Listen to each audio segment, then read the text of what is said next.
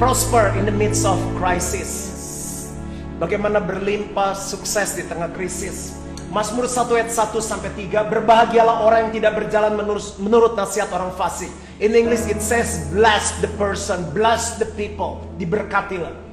Yang tidak berdiri di jalan orang berdosa, dan yang tidak duduk dalam kumpulan pencemooh, tetapi yang kesukanya ialah Taurat Tuhan, dan yang merenungkan Taurat itu siang dan malam. Ia seperti pohon yang ditanam di tepi aliran air, yang menghasilkan buahnya pada musimnya, dan yang tidak layu daunnya, dan apa saja yang diperbuatnya berhasil. Waktu saya baca ini, saya baca dalam bahasa Inggris dan dikatakan seperti ini. He shall be like a tree planted by the rivers of water, that brings forth its fruit in its season, whose leaf also shall not wither, and whatever he does, listen to this church, whatever he does shall prosper. Whatever he does shall prosper. Yang percaya boleh katakan amin. Amin. Nah, ada 5 hal yang kita bisa lakukan untuk bisa prosper, berhasil di tengah krisis. Yang pertama, tidak berjalan menurut nasihat orang fasik. Tidak berjalan menurut nasihat orang fasik artinya begini. Kita menerima prinsip hidup orang fasik, prinsip bisnis, prinsip berkeluarga, pandangan hidupnya kita terima. Itu baru menerima. Waktu baru menerima udah kehilangan berkat.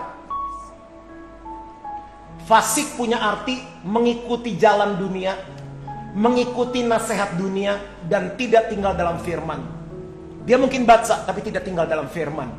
Dia Kristen, bisa pelayan Tuhan, tapi dia mengikuti jalan dunia, nasihat dunia, tidak tinggal dalam firman Allah. Ada apa-apa tuh nanyanya orang, bukan nanya Tuhan. Orang itu gak bisa prosper. Yang kedua, tidak berdiri di jalan orang berdosa. Apa artinya tidak berdiri di jalan orang berdosa? Terlibat dalam praktek orang berdosa. Jadi yang pertama, dengerin. Hati-hati denger. Iman timbul dari pendengaran akan firman Tuhan. Apa yang kita dengar terekam. Saya dengar orang lain nyanyi, gak lama saya bisa ikut nyanyi.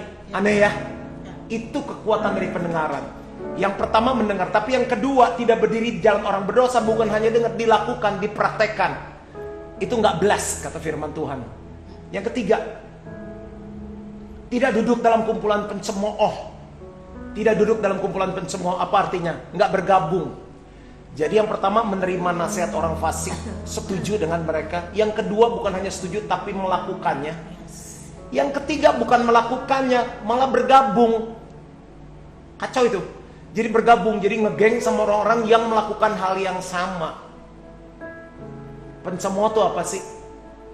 Menentang yang kudus, nggak suka yang kudus, itu pencemooh. Pencemooh punya arti apa lagi? Dosa jadi bahan bercandaan, fun. Haha, gila loh, udah berapa yang lu tidurin gitu. Gila loh, zaman segini nggak nilep listrik, jadi kayak bahan kebanggaan gitu, dihitung dosanya berapa. Hahaha, udah cobain deh bro, nggak apa-apa, lu jangan gak gaul gitu ah. Dosa dijadikan bahan kesenangan, itu pencemooh. Ngeri. Mengolok-olok agama. Pendeta lewat nih. Hati-hati nih orang Kristen lewat nih. Hati-hati, jadi diolok-olok. Injil diolok, semuanya diolok, itu pencemooh. Nah, kalau kita mau prosper di tengah krisis, 3 hal ini jangan dilakukan. Karena firman Tuhan bilang ini, blessed, diberkati orang yang tidak duduk, yang tidak berdiri, tidak berjalan. Nah, waktu kita tidak duduk, tidak menerima nasihat orang fasik, tidak berdiri, tidak melakukannya, bagus. Lalu tidak bergabung dalam geng orang-orang yang suka seperti itu bagus, tapi mesti titik nol, titik netral. Makanya ada 5 hal, tadi baru 3, itu baru titik netral. Tidak menerima nasihat, bagus. Tidak melakukan, bagus. Tidak bergabung dalam geng yang suka mencemooh, bagus. Tapi belum selesai. If you want to prosper, kalau Bapak Ibu mau diberkati, ada yang keempat. Yang suka akan Taurat Tuhan. Kita tuh dari manusia berdosa, rohnya mati. Untuk menyukai firman tuh gak gampang. Jadi yang keempat, kita harus belajar suka firman. Dan Bapak Ibu itu bisa dilatih kok.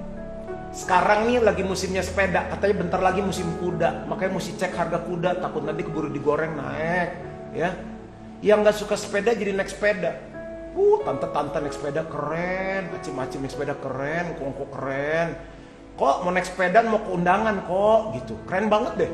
habis-habisan dandannya daripada nggak bisa dipakai kemana-mana katanya. Yang nggak suka jadi suka karena bergaul. Saya nggak suka hidup sehat. Ini mau ngomong saya tren, saya lagi masuk fase kedua untuk turunin 7 kilo lagi. Dan saya catering yang sehat, dimasakin ya dada ayam, sendal jepit, ikan grill, dihitung kalorinya. Tadi saya jalan naik sepeda, dihitung berapa kalori. Harusnya kan kalau biasa kerja laki itu 2.000-2.200, kalau lagi work from home 1.600-1.700. Hari ini misalnya saya 800, tapi 800 nggak kelaparan kenyang. Saya mulai nanya, ini kalau semangka segini berapa kalori, ini pepaya segini berapa kalori. Kalau lagi pengen durian tuh seberapa kalori sih gitu ya. Jadi mulai seneng. Kalau kurma boleh nggak, coklat. Dari yang nggak suka jadi suka akan kesehatan. Suka olahraga, saya nggak suka olahraga. Sekarang olahraga setiap hari. Gantian nih, habis sepeda besok saya body weight. Jadi yang push up, sit up, plank segala macam, pakai dumbbell. Nanti sepeda lagi gitu, selang-seling. Dari yang nggak suka jadi suka karena saya tuh punya kerinduan. Dari yang nggak concern sama kesehatan mulai concern sama kesehatan. Gitu. Jadi Bapak Ibu yang nggak suka firman, you cannot prosper in God's way. Nggak bisa berhasil dengan caranya Tuhan. Tidak berdiri bagus, tidak duduk bagus, tidak berjalan bagus. Tapi itu baru titik netral. Kita harus mulai menyukai firman Tuhan. Saya nggak suka pare dulu, nggak suka. Pare makanan apa sih? Pahit-pahit banget gitu. Sekarang suka pare. Mau dicap pakai telur, dicap pakai telur asin juga kurang sehat tuh ya. Suka banget. Somai saya nyari, Mas ada parenya nggak? Dari nggak suka, baru saya ngerti, oh itu khasiat pare luar biasa. So love the Bible, love the words of God. Amen. Yang terakhir, yang kelima, if you want to prosper in the midst of crisis, merenungkan Taurat Tuhan. Taurat Tuhan tuh bahasa Inggrisnya law of the Lord. Harus direnungkan. Orang kalau merenungkan tuh gini. Misalnya istri saya tahu deh, kalau saya lagi merenungkan sesuatu tuh, saya bisa bengong gitu ya. Pasti kata istri saya lagi renungin itu. Saya bisa nulis, bisa gambar, bisa diskusi sama teman, bisa searching, bisa Google. Karena saya lagi merenungkan sesuatu hal itu. Ayo ibu-ibu yang lagi suka tas, suka apa dulu lagi? Sekarang tas gak kepake kan, pakai kresek kemana-mana. Bro, yang kalau tas sis ya sis, kulit apa yang bagus, warna apa yang bagus, terus yang tipe apa yang kalau dijual nanti bagus lagi, terus mulai di kaca gitu, kalau gini bagus nggak ya, kalau pakai baju ini cocok nggak gitu.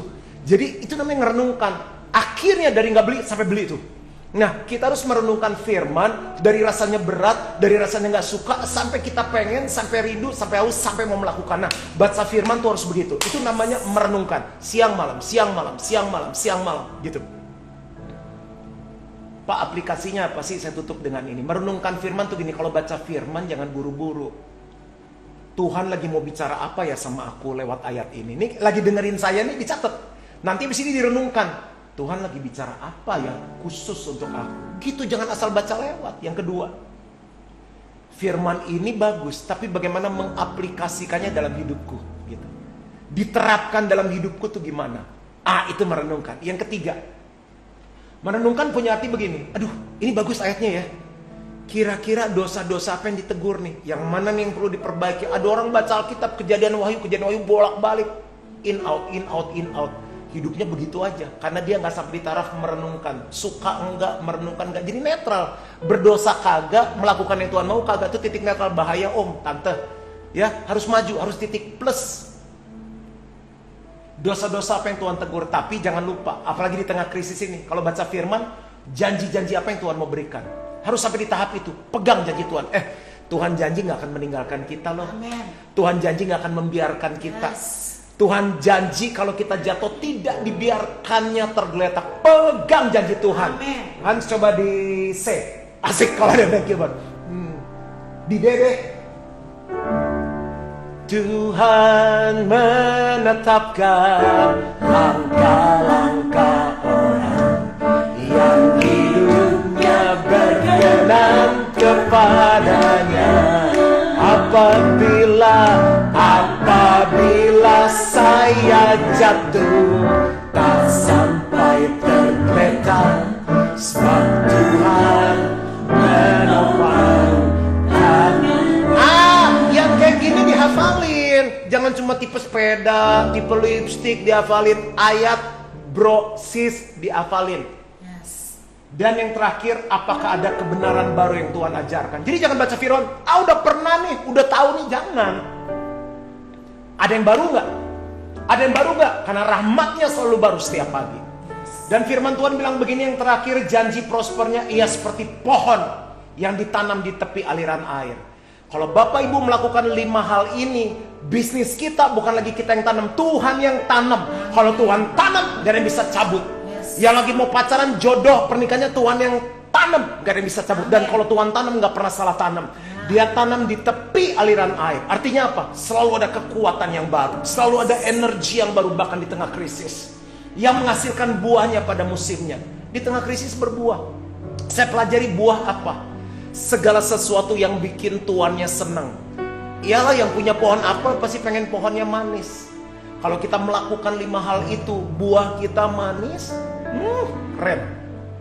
Dan yang terakhir, dan yang tidak layu daunnya. Saya cari ya, daun itu apa? Iman. Iman kita gak akan layu. Kalau di tengah krisis iman kita layu, selesai. Karena iman itu yang akan mengalahkan dunia. Iman itu yang akan mengalahkan dosa. Iman itu yang membawa kita keluar sebagai pemenang. Orang benar hidup oleh imannya. Ibrani 10 ayat 38. Di tengah krisis kalau gak punya iman gimana mau hidup? Orang-orang benar hidup oleh imannya kok. Dan saya tutup dengan ini. Apa saja. Katakan sama-sama, apa saja. Everyone say, apa saja yang diperbuatnya berhasil. And whatever he does shall prosper. Amen. God bless you all.